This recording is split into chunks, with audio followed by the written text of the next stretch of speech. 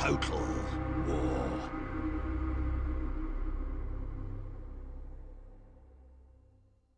Welcome to GameSpot Live. I'm Greg Kasavin, sitting in for Elliot Chin, who reviewed Medieval Total War for us. Medieval is the follow-up to Shogun Total War, a game that was released in 2000 and was easily one of that year's best strategy games. It combined real-time tactical combat and a strategic layer to make for this really complex, really epic game about samurai warfare. It all took place in medieval Japan. As the name implies, Medieval Total War now takes the action over to medieval Europe, a place and time that was fraught with even more kind of carnage and warfare and political intrigue than medieval Japan was. You just have lots of different nationalities and factions and religions all vying for power, trying to take over this relatively small bit of land. Medieval is similar to Shogun in a lot of ways. It too has a turn-based strategic layer as well as a real-time tactical combat feature, which was probably Shogun's biggest part. But in Medieval, these two sections have equal play. They're both really engrossing, interesting sections in their own right.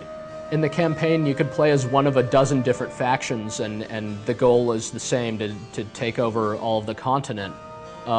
You'll do so by raising armies, occupying neutral or enemy territories, forging alliances, breaking alliances, and all kinds of different things like that. The strategic layer works a lot like the classic game Risk. You basically move your little armies and various pieces around the map turn by turn, and at this point you can create buildings and conscript new armies and so forth.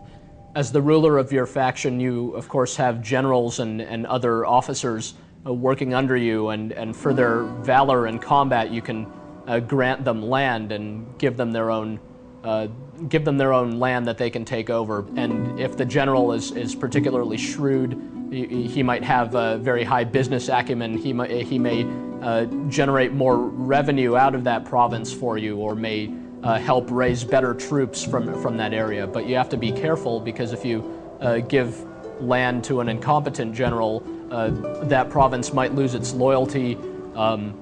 It might cede over to an enemy side, and so forth. Basically, there's a lot more complexity going on in the strategic portion. You can even marry off your daughters to opposing factions and try to forge alliances that way.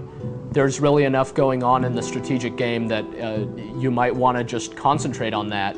For example, Civilization players might really enjoy the strategic layer in Medieval, and might want to just have the computer execute all the tactical combat on its own, which is an option that you have.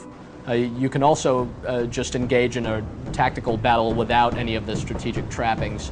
And as in Shogun, the tactical combat in Medieval does seem to be the main attraction, because once again, you have literally thousands of troops battling it out on screen at once. You can have up to 10,000 units in a single battle, which is really quite dramatic. This isn't the same as in real-time strategy games like Warcraft 3 or what have you, where you have a relatively small number of units.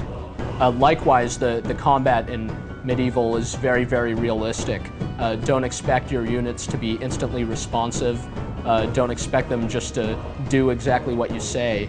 You need to consider a lot of different things that you wouldn't think about in a typical real-time strategy game, such as the fatigue level and the morale level of your troops and their facing, and how much ammunition they have if they're archers.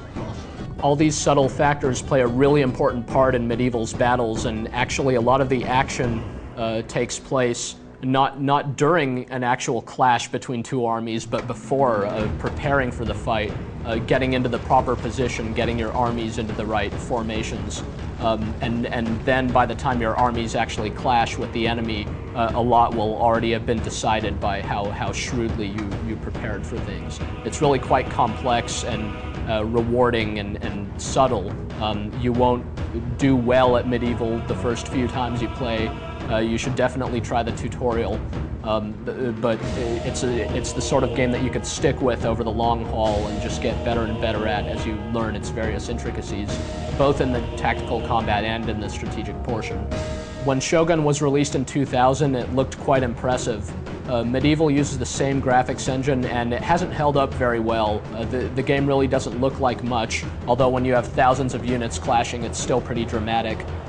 It's not that the graphics don't look good so much as they can be a bit detrimental to gameplay. It can be hard to see exactly what's going on. You just kind of see a lot of colored blobs on the screen, and you won't know which units you have selected sometimes and so forth. So it'll take some getting used to how the game looks, and it'll take some fumbling with the camera in order to really optimize the gameplay in the tactical portion. So Medieval isn't exactly the sort of game you'd hand off to someone who's never played computer games before. But if you have interest in strategy games, whether turn-based games or real-time games, you'll find a lot to like in it. It has a richly detailed strategic layer, and at the same time it has this deep tactical combat system. The campaign is open-ended, so you can play it in any number of ways to any number of different outcomes. It's really the sort of game that you can stick with for a long time. So while Medieval may not look quite as good as Shogun did when that game came out, it really is a successful follow-up to that game and proves once again that creative assembly, that developers really have a good sense of how to make a really great strategy game.